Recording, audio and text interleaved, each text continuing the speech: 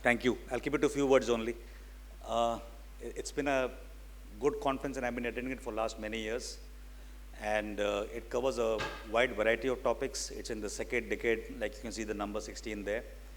And the only thing which I would like to, exhort the audience is that try and get involved in such endeavors as citizens and as companies and corporates as well. Because when I came here on the stage about 6, 7 years back, we used to have a lot of people attending the conference, but slowly I see a little bit of diminishing crowds in the front. Whereas the demand for entrepreneurship and creating pathways and taking this surge in this sector is only increasing. It was mentioned about the water part as well. I would recommend that we also interact as conference organizers with global players a little more in terms of the embassies around here in this one street of Shantipat.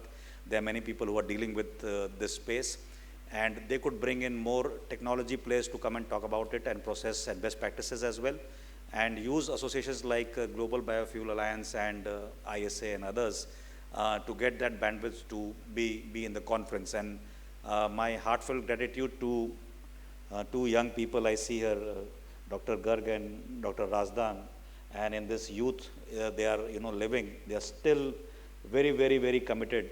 And I don't see commitment from 30 years old, but I see from these two youngsters.